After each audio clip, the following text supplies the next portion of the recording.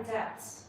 So we're going to look at different types of happiness, or depths of happiness, or levels of happiness, and explore how can we have access to that energy at all these different levels. Because our understanding of happiness can be limited, right? It can be when I think about happiness, I might think, the only thing that our understanding currently, that's a little bit too simplistic, but it may be limited to our experience.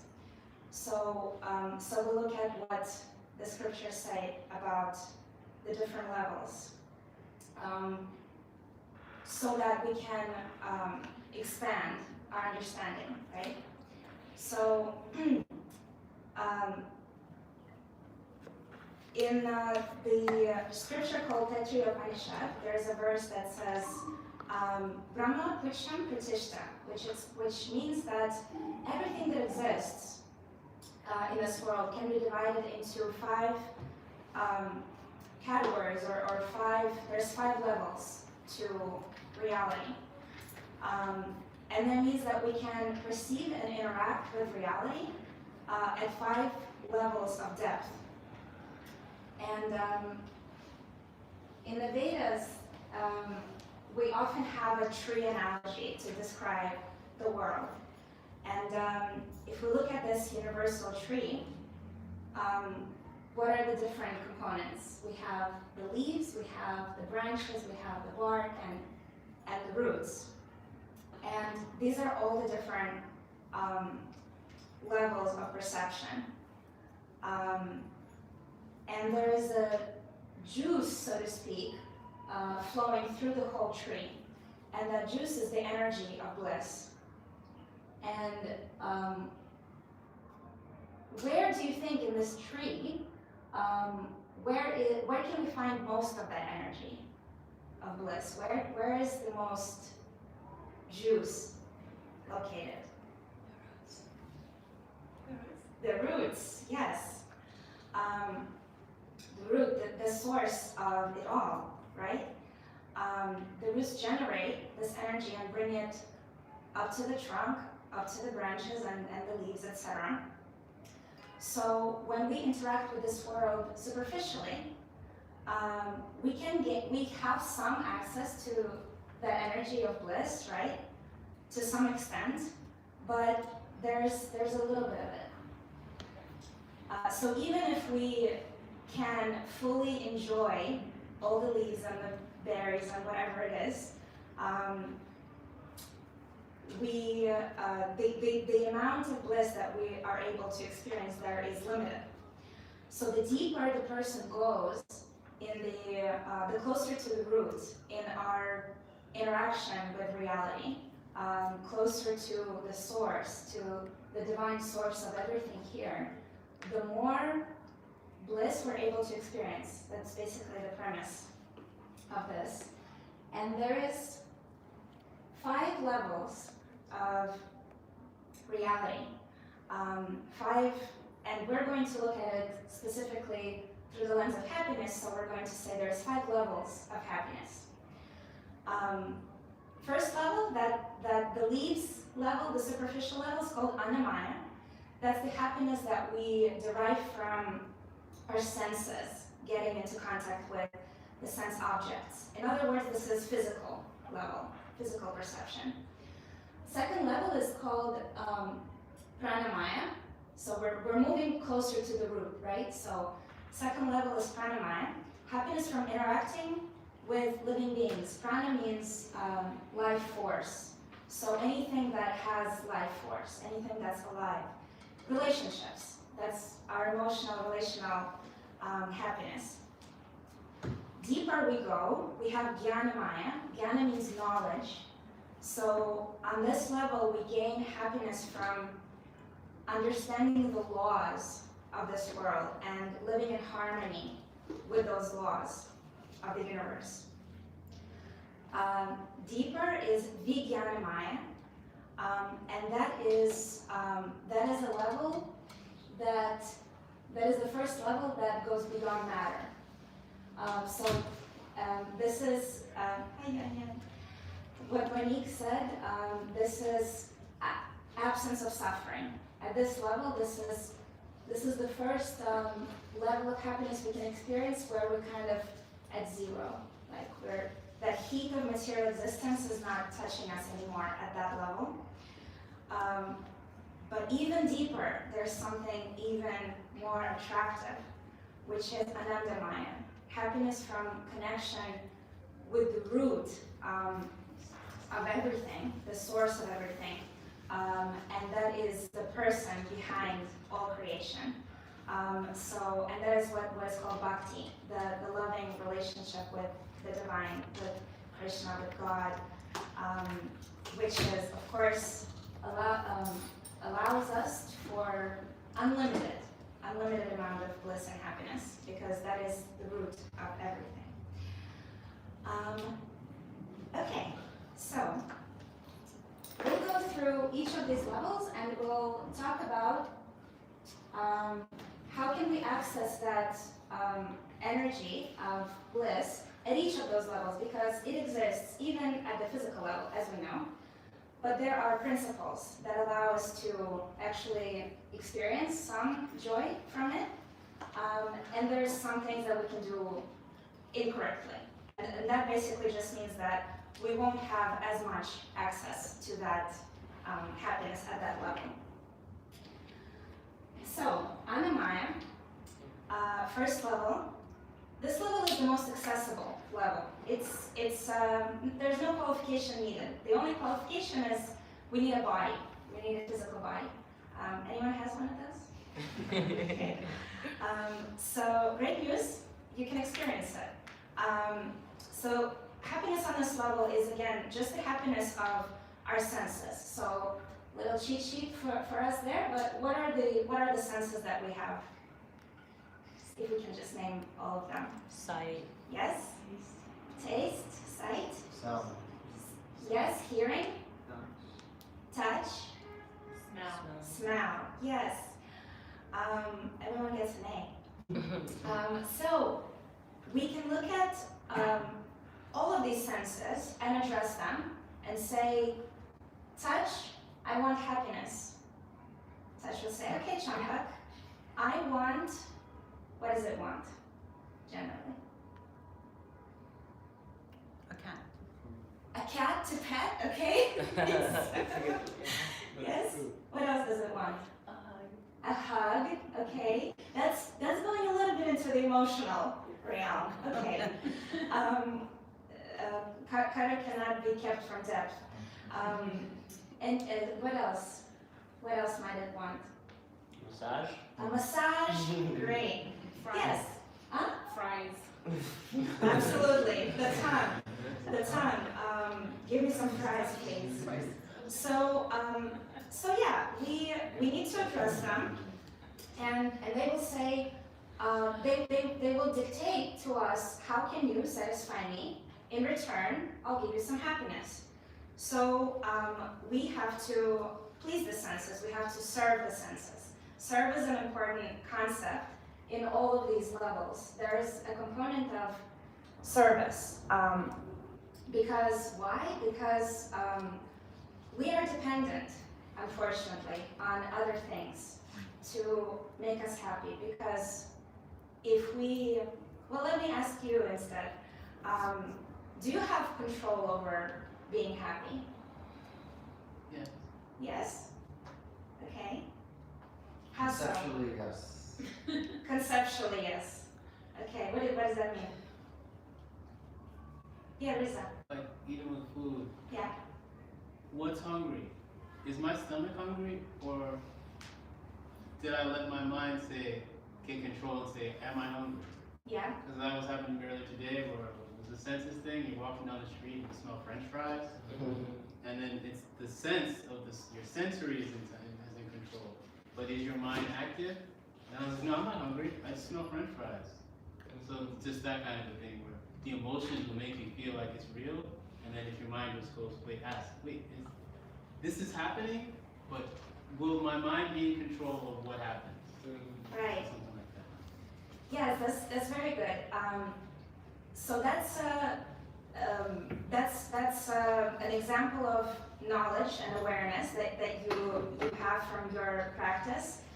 But even if I'm aware of mind over matter kind of practice, right?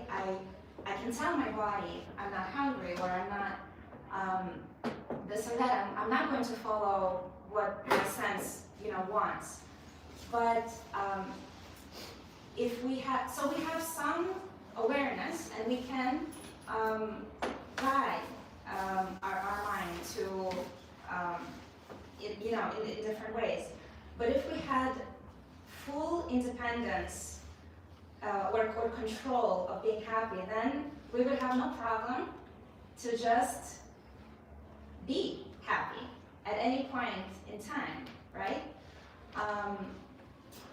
Can anyone do that at this moment? Like just instantaneously? Well, maybe. Sorry. Like, say if he wants to think of a happy memory Yeah. or something, that might instill happy emotions. Like if you were thinking, oh, I miss my sibling, or that Thanksgiving or holiday or something, or I can't wait for vacation. That might elicit those kind of emotions. Yes. Okay. Good. It's temporary, of course. Right. It can't stay like that forever. We can invoke some emotions by thinking of something and having control of our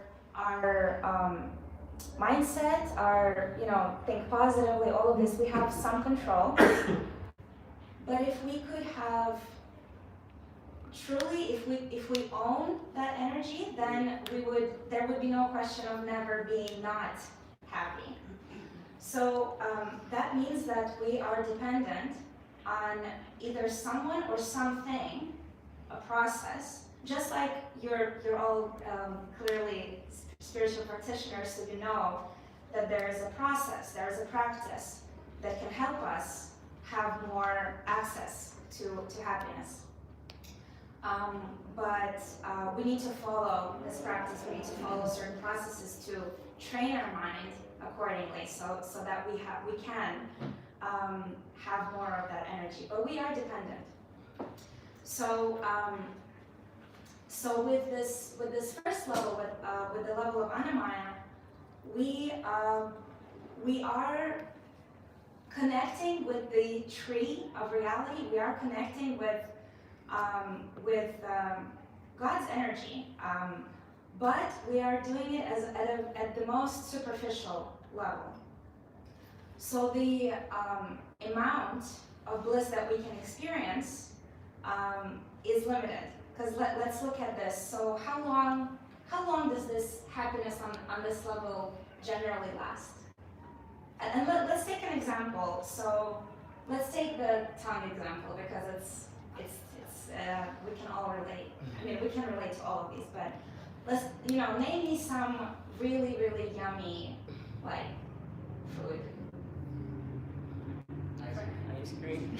Ice cream. We're on ice cream and French fries. Okay, we have ice cream and French fries. We can dip. We can go crazy. Okay, so how long does this happiness from our tongue connecting with the French fries and ice cream? How long is this lasting? Till you finish it, I guess. Give me a ballpark, like. I eat slow, so I don't know. I can't speak for everyone. 10 minutes. 10 minutes. Okay, 10 minutes. And just imagine, we really have a lot. So we really can we're alone. No one's judging you. Right. And as you're eating and eating and eating, and by the end of it,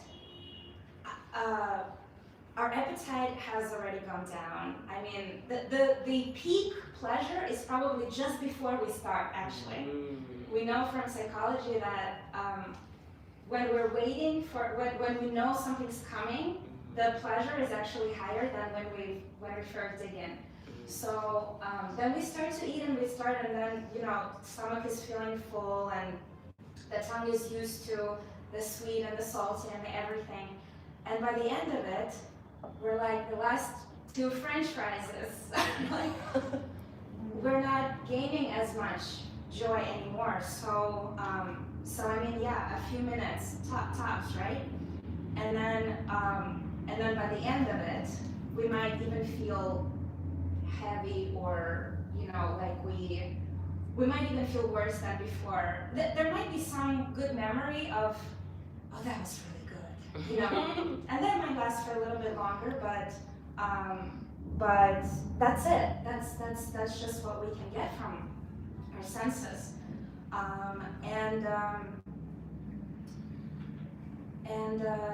yeah, and so you will see that the deeper we go in our interaction with reality, the more intense, so the quality and quantity of happiness that we can experience will increase. This is the least intensity and the least time, so these two factors. And yes, Alan? What's the max happiness you can get? No, like in general, like how 35. happy you get. How happy can you get? Yeah. We're getting there. The closer we get to the root of everything, the more happiness we can experience, and it's unlimited.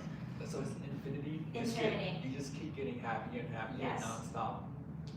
Oh, okay. French fries. Probably not from French fries, yes. Or maybe there's different kinds of happiness. Different levels, yes, that's where we're going, yes.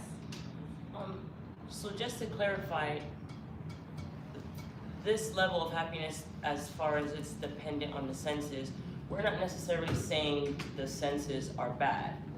We're just saying like the limit Yeah, to how it gives us bliss or pleasure or something. Okay. yes, it's limited. Okay. Of course, with senses, they are important for survival as well. Right. So we eat to survive, and all of the senses are serving a survival purpose as well, but they're also giving us pleasure, which is also natural. So yes, we're not saying they're bad. We're not saying we need to say we don't have them, because there's no way around that. But a sneak peek into deeper levels of happiness, when we can access that, this level of superficial happiness doesn't affect us anymore. So we won't depend on that to bring us any joy, because we will experience something so much more profound that this will feel like it's nothing comparing to that. So we'll just do it for survival only when we get to that deeper. Yes. You were talking about survival, so you have like the fight or flight. There's still all these videos of like, what does the dog do if someone comes and attacked while you're feeding him? And the dog's like, so all the dogs just go and eat. They don't fight to protect you. They just, I gotta go. Yes. So if we had a world that we're just all like this, we wouldn't be such a nice world. Yes. Well, yes, it would be quite scary. And that actually brings me to a really important point. How does a person see reality through this lens? So this is a level of consciousness. All of these are levels of consciousness. So when we exist on this level of consciousness, what do I see when I look at this room? What do I see? I see you. Objects. I don't see you. You don't see me? No. I don't see French fries. What do I see?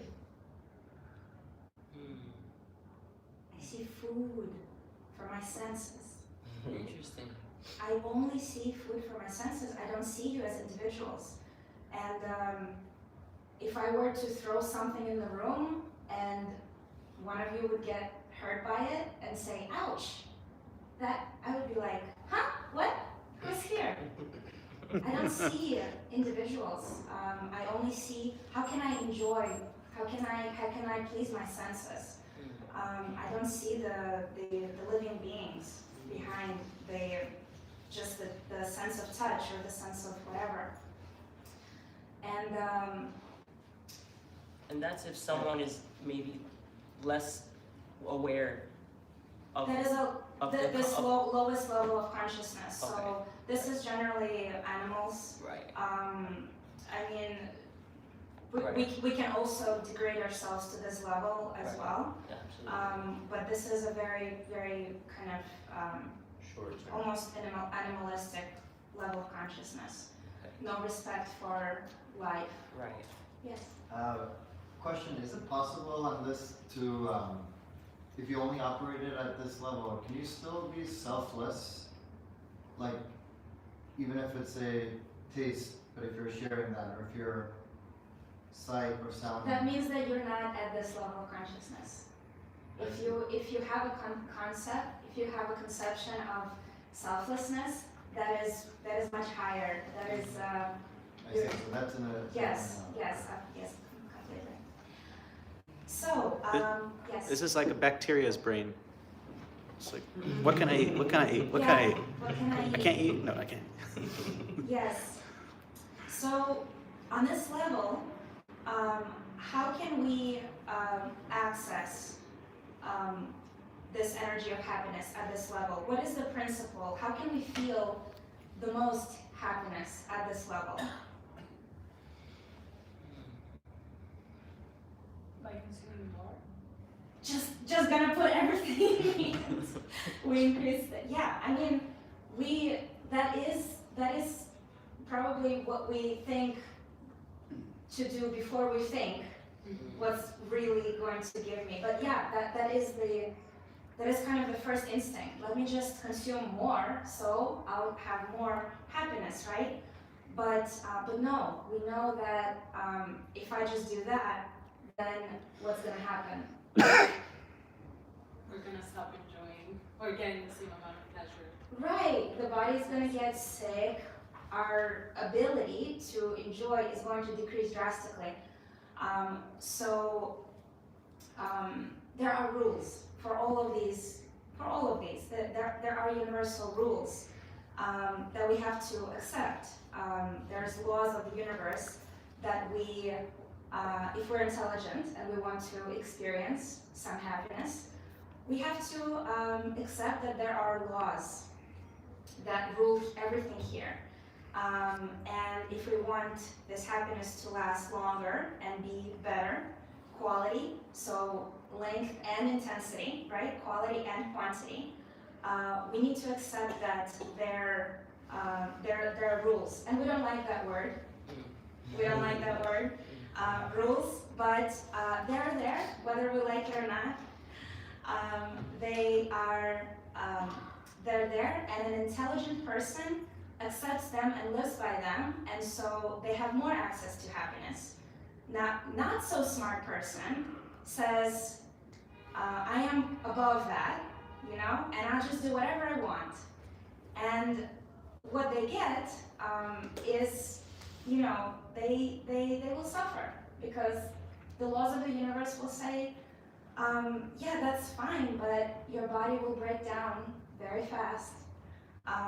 You can be eating only fried food and sweets for 10 years, but then now you're so sick that you can hardly eat anything, and your sugar not spike because of that. So now you're in a really strict diet, and you can eat very, very limited foods and not enjoy anything anymore.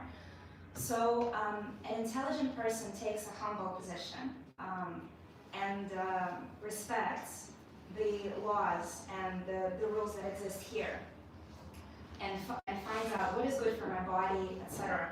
If they want to go even deeper in their access to enjoyment and happiness at that level, they will find out about karma, and they won't eat products that are products of violence, because they will know in the next life, I will be the one that's only eating grass, so my tongue is not going to be enjoying so much, and someone else will be eating meat.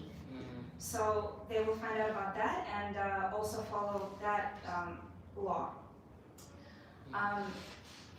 Any questions at this level? Yes.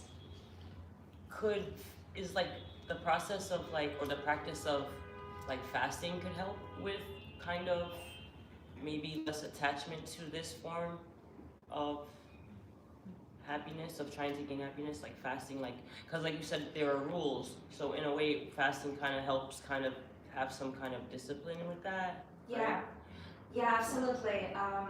So with all of these, I mean, yeah, with senses, we know that balance and sense control actually gives us higher and better happiness. Because, you know, someone who is just consuming complete, you know, without any self-control, they lose the ability to enjoy anymore. And that goes for every sense, from taste to, you know, to touch. And by the way, touch is, I found it was really interesting from that seminar, that touch is our, we know that skin is our biggest organ, we know that. But what was interesting for me, that touch is actually penetrating our whole body, all the organs. So pain that we feel in our head and our stomach, that is all touch. Wow. So everything is touch, and I mean, probably to, yeah, I heard that tongue is actually the most powerful of the five senses, but I think touch is up there.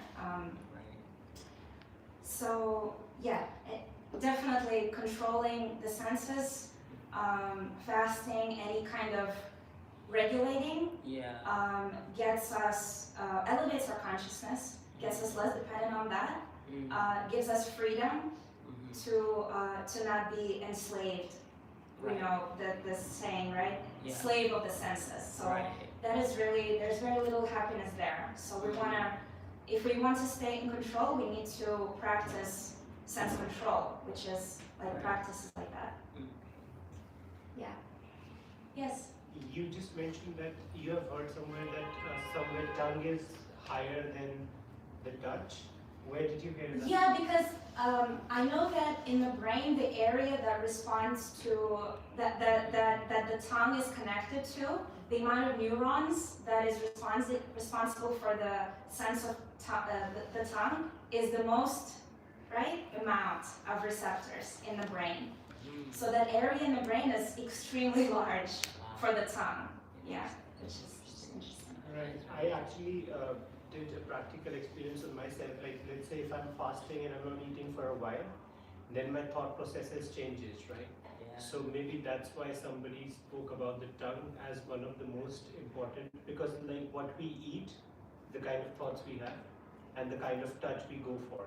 Yes. So maybe tongue is maybe higher, because I feel like I restrain from the foods that have come from not a good source. Yes. And I feel that at the end of the day, it affects my thoughts. So maybe that touch is also somewhere controlled indirectly through the tongue straight. So maybe, because I was curious, like I used to think like, but you said you have heard it, so that's why I asked you. Yes, and thank you for that point, because we know that food also carries consciousness. So there's consciousness in the food we consume, from the person who cooked it to the types of fruits and vegetables and grains where it comes from.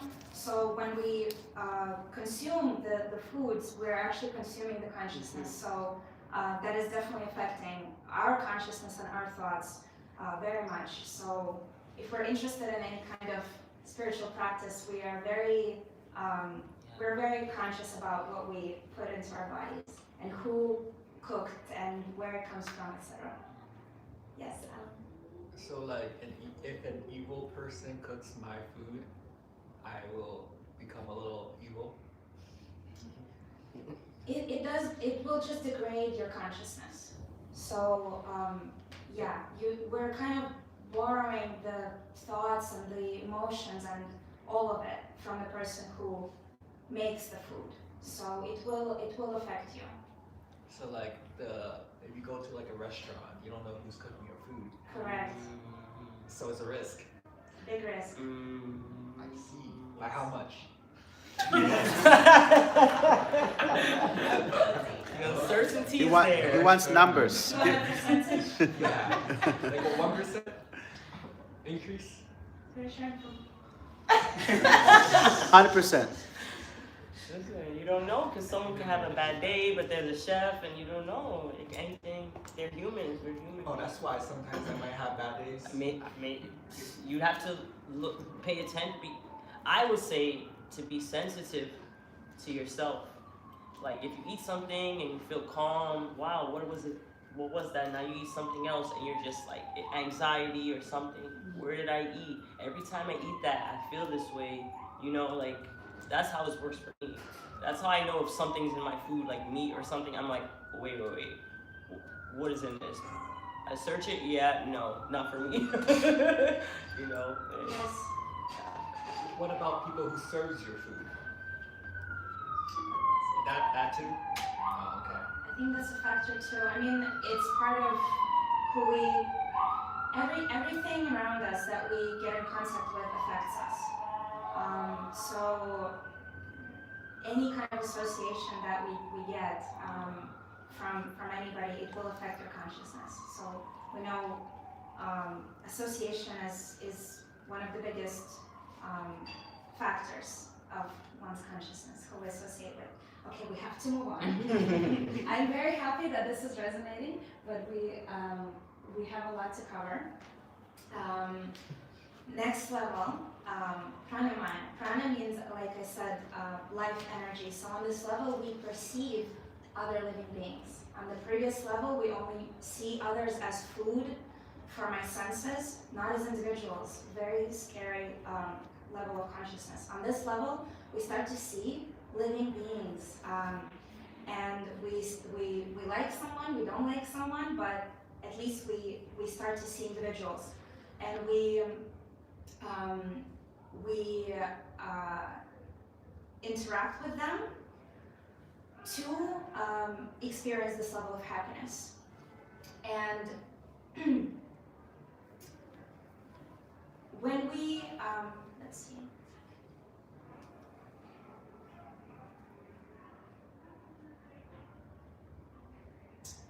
Yes, because if we have there was an experiment. Like imagine all the material things that you can possibly think of, like I don't know, a penthouse apartment in Champaka, or like an insane car, something like that. If we all imagine just that the list of things that would be awesome to have. And I ask you, would you still want all of this if there was nobody else on earth? Just you and all your wealth. No, we don't want that. That has no meaning, right? Yeah. Because why? Because we want all those things for just one reason. And what is that reason? Maybe to impress other people. Yeah. To impress, and if we go deeper than that, Or to gain. To share. Share it. Okay, to share and to huh? Validation. Okay, so you've answered both. You've named both things. So validation, trying to impress somebody. That is, we want to be loved. Right. We just want to be loved. And share, we want to love. We have those two needs. We want to love and be loved.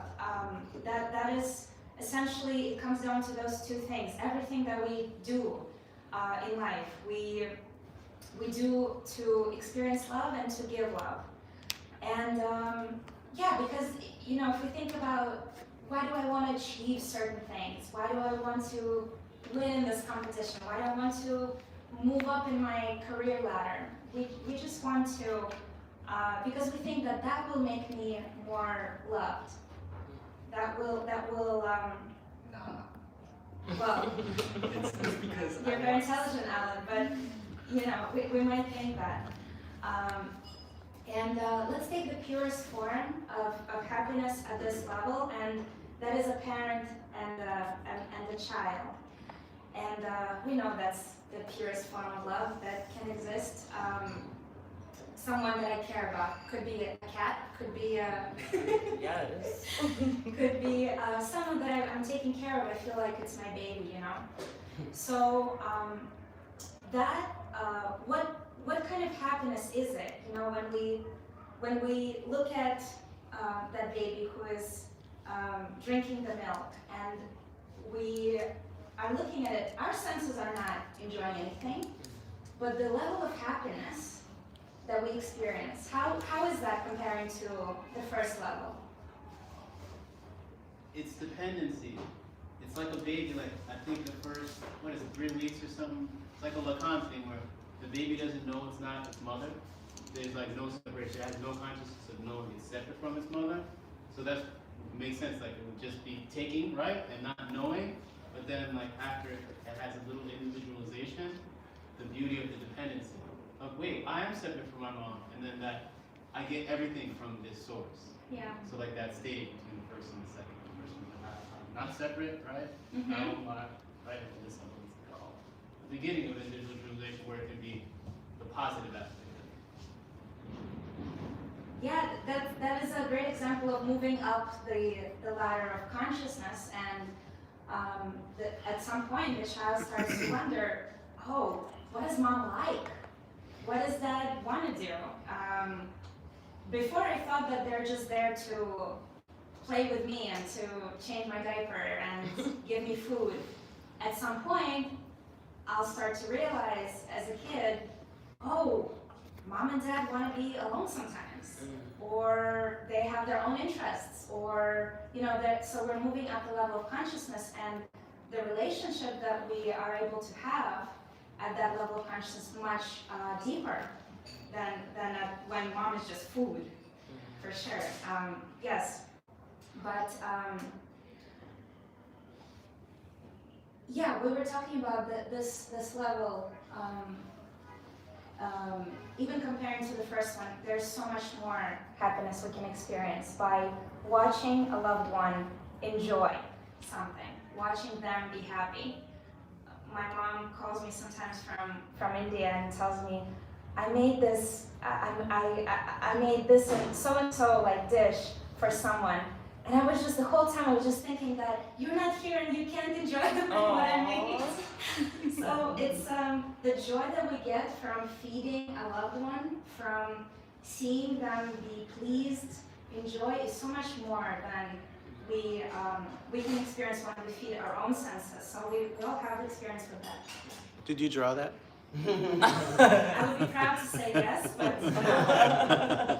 I just like the pictures on it online. That's cool. A kid drew that. Huh? A kid drew that. Maybe. Probably right, or Could an be a gene. artist that's Amazing. it could be from a Met. Yeah. It could be worth $5 million. Who knows these days. So now again, our second question. So we looked at the intensity and the length that we can experience happiness at this level. How is that comparing to the first level? Broader, deeper. Broader, deeper, a lot more intense, and longer time, right? So moving up that scale. Okay, how can we access happiness at this level? Remember, yes. But this one can cause unhappiness also. Yeah. The previous one. I wanted to hear what that part is. Each of these levels of reality can cause suffering. And yes, so absolutely. Speaking of that, what is the unhealthy or incorrect way to approach this realm, this level of reality? We want love. How can we incorrectly try to gain it? What are some ways that will lead to suffering? Codependency. Yeah. Sorry, I'm a bit. I was being funny. I said stalking. Stalking.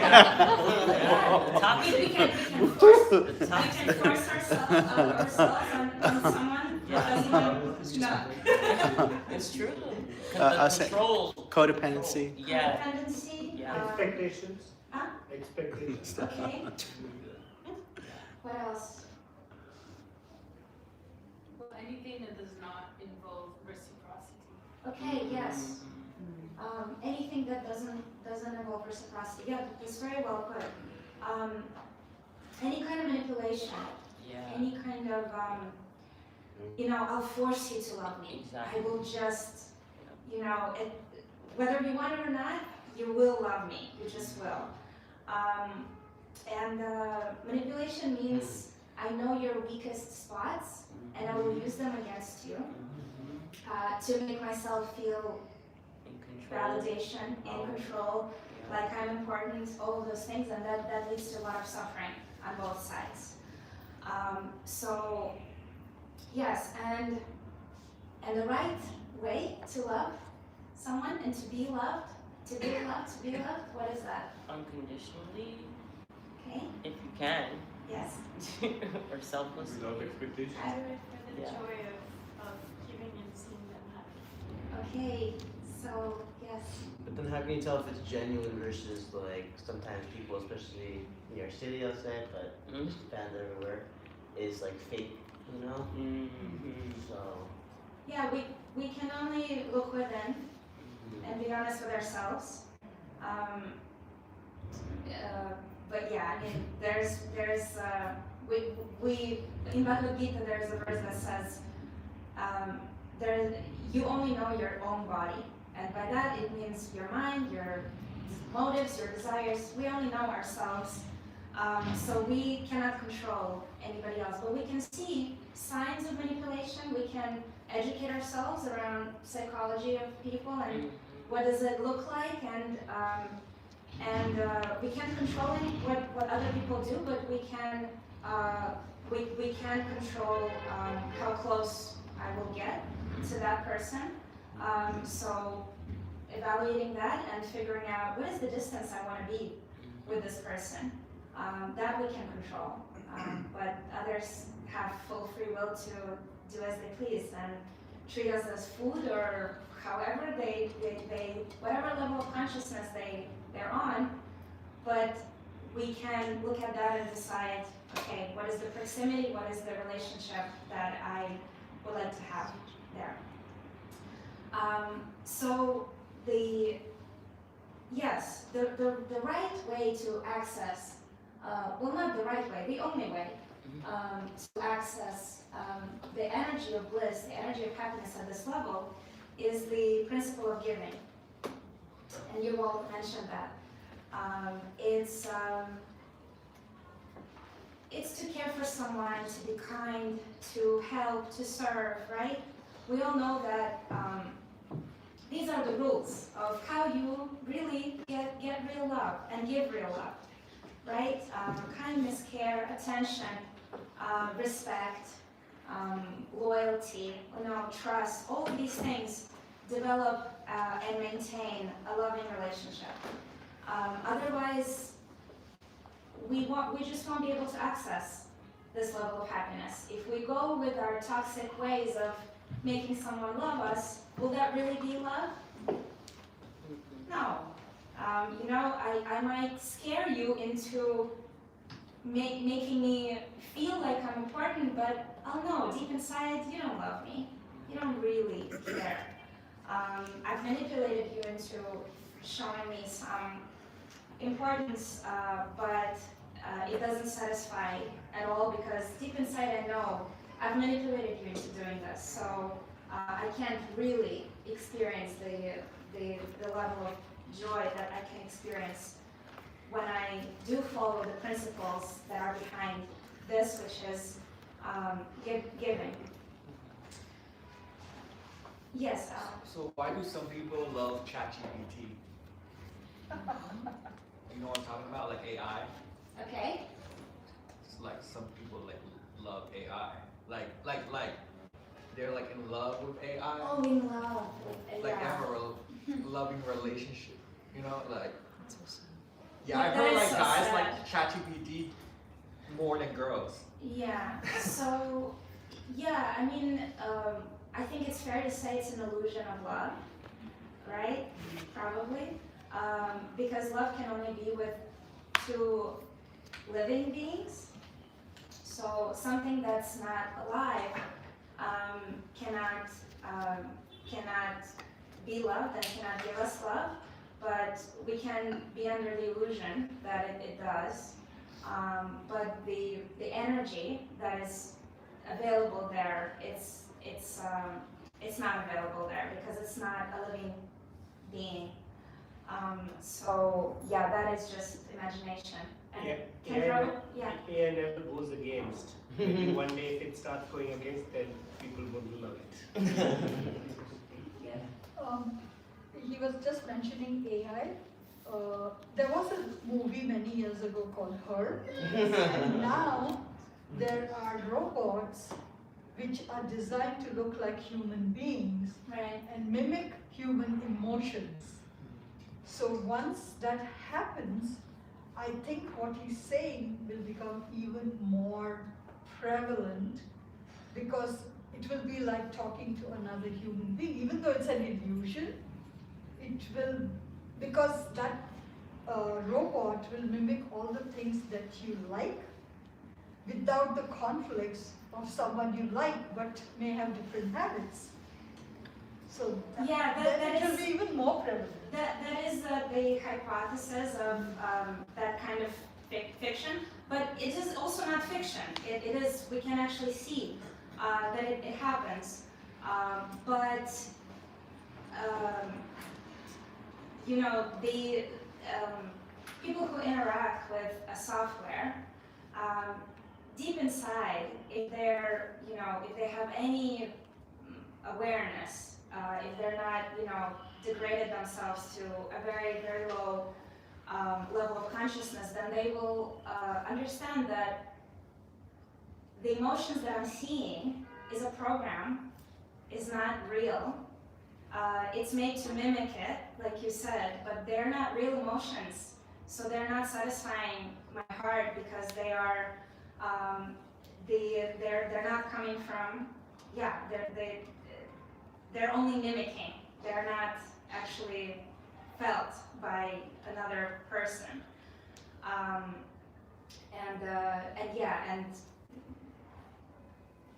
even with, even with people, we know that the only way to experience love is when we know that this person is free and has a choice to love me or not to love me. And a robot that's programmed to please me in every way, you know, it's not so satisfying because they don't have a choice as well as they're not alive. So it's problematic, but I'm sure that it might be prevalent as society maybe, go lower and lower in our consciousness. That is possible. Yes. Yeah, that's what I was getting at. So AI, some AI body won't have like aura, won't have the energy, consciousness. And if I'm conscious, I would see that this thing doesn't have consciousness. Yes. So it won't mean anything. Yes. It's just a software. So is AI that first level then? No level. It's probably it's probably some sensual pleasure there. Yeah. Okay, have to be really fast now. Third level of consciousness and of happiness is called Jnana Maya. Jnana means knowledge. And here the person starts to understand that behind food, behind people, behind all of it, there's meaning. So they start to ask, why all of this? What do I need this for? And we get this question sometimes, and sometimes we push them away and distract ourselves with all sorts of things. But if we really start to wonder, then we start to understand how the world operates. And we understand that there are universal laws and principles, and we start to so we come to a conclusion, if we think deeply enough, that if I live by these principles, I will be happy.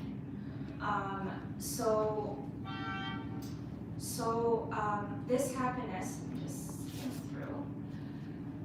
On this level of happiness, happiness basically comes from I'm doing the right thing.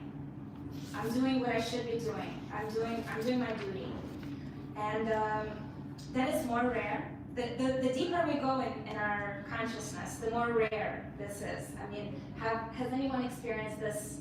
The joy of just I'm doing the right thing. And my senses can be upset, right? They can be.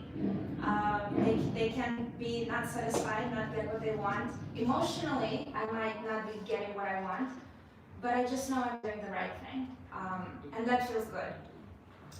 And compared to other levels, at least in theory, we are told that this happiness on this level is deeper and more intense. And also, speaking of the counterpart suffering at this level, when we are satisfying our senses and enjoying all types of relationships, but we know we're doing the wrong thing, that sense of I'm a bad person for doing what I'm doing is really making us suffer a lot.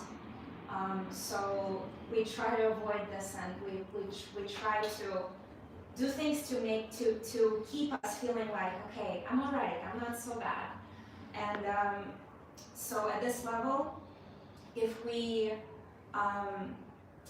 go to the sources that can actually provide us with real principles of the universe,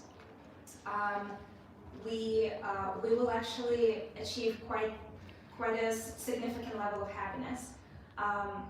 What's the wrong way to try to experience this level of happiness? It's basically, because we're running out of time, I'll just tell you. Coming to my own conclusions based on my own experience, and that can be very faulty, because our senses and logic is faulty. So I can be a very principled person. The sad recent history of the World War II is, there was a lot of principles in the Nazi philosophy, but it wasn't based on any kind of real knowledge. So the result was quite horrible. But the principles were there. The principles were quite strong. So that's a perfect example of how to try to operate on this level, but incorrectly. So yes, understanding from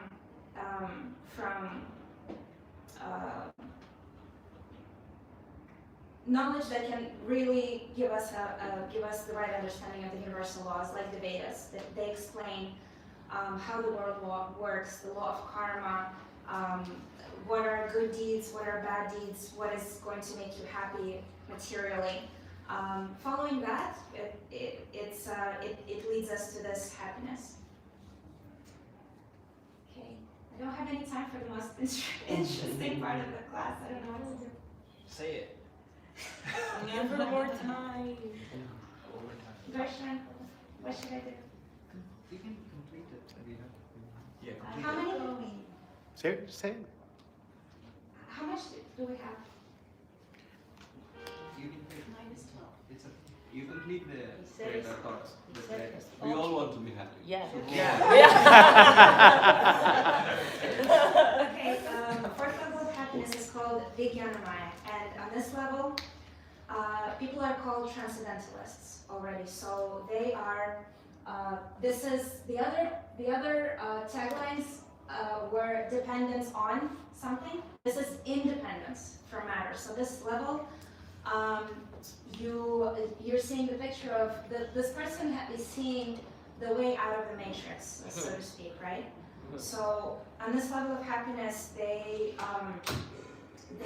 are not interested in the senses, not interested in the temporary things anymore. This happiness is very interesting. It's happiness from renunciation. So it's a very interesting type of happiness. That's I personally don't have that much experience, but it says that this happiness is very, very, very. It's unlimitedly more than we can experience on the previous levels,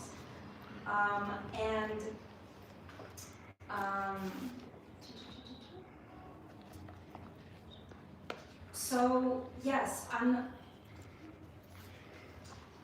example that came to mind when I was thinking about this is like I have the noise canceling headphones, and sometimes I'm in a really loud, like let's say subway, and then everything is overstimulating, and I put the headphones, and then I turn on the button. Yeah. Oh yeah. We all know that I feeling, love right? that, It's yeah. like, oh my God, finally, peace. Something like that, but so much more. So when the noise of the material world just quiets down, right? The fire of the material existence not burning us up alive anymore. And this level of happiness in the Vedas is called Brahmananda. It comes from realization of the all-pervading eternal existence of the divine and realization of our own eternal nature as well as the soul. And it describes that this level, this happiness is millions of times more potent and bright than the happiness we can experience at any previous levels. And just a couple of verses that we just went through in chapter 6 with our community group. I'll just tell you not to read all of this, but at this level, the person is seeing everything and everyone with an equal vision. So they're not affected anymore by,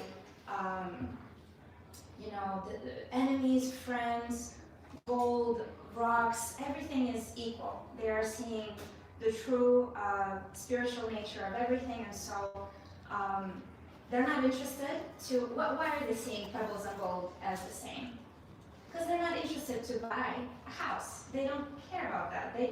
That is not valuable to them anymore. They're like, oh, gold, what do I do with that? There's nothing I can use it for. It gives me nothing of value.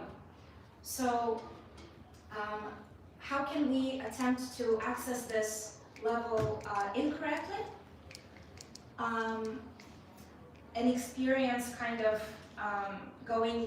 separating ourselves from reality is intoxication, basically. We try to, everything becomes overwhelming, it becomes too much, there's too much suffering.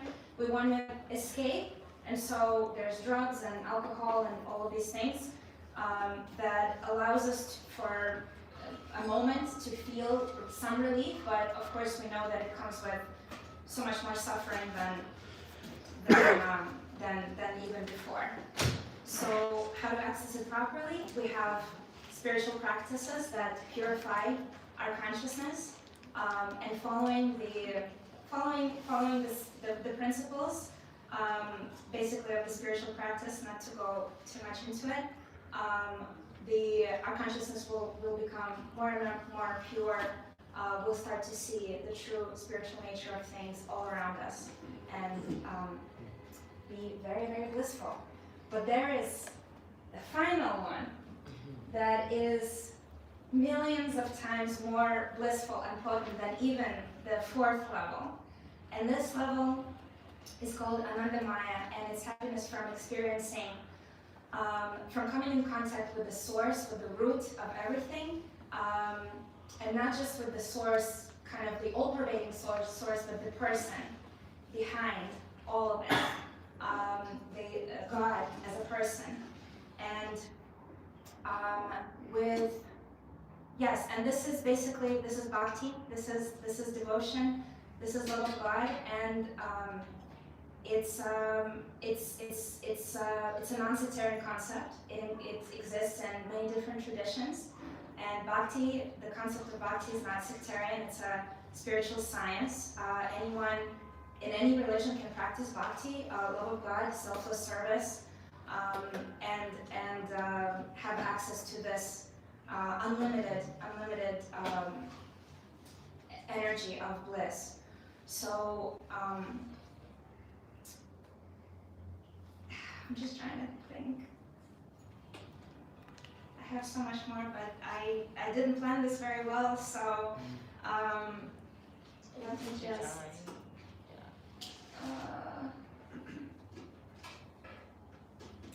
There's so many beautiful verses that explain the ecstatic emotions that are just unimaginable happiness that we can get from connecting with the Supreme Person. But I will just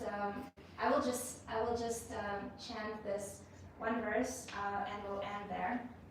So This verse is, I know this because Srila Prabhupada, our guru and the founder of the Hare Krishna movement, got his term Krishna consciousness from this verse. And it's from Chaitanya Charitamrita, so it goes like this. Krishna Bhakti Rasambhavitamati Priyatam Yati Kutopi Lapyate Tatra Laudyamapi Mulyamikalam Janmakoti Sukritarina Lapyate. And it means pure devotional service and Krishna consciousness cannot be had even by pious activity in hundreds and thousands of lives. It can be attained only by paying one price, that is intense greed to obtain it. It is available, if it is available somewhere, one must purchase it without delay. So the highest bliss possible, the bliss from being reunited with Krishna, with God, only costs us laulyam, which means intense greed, hunger. I want it, I don't want anything else. I don't want all these cheap temporary things.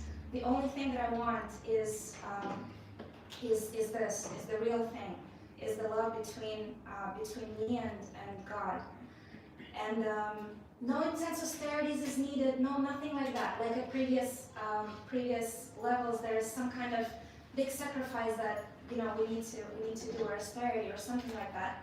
Here we just need to want it really badly, and Krishna is waiting to give it. He's eagerly waiting. It's described in many places that he's waiting there in the heart, just waiting. When will you want it? Because he just wants to give it. So that's it. Thank you so much.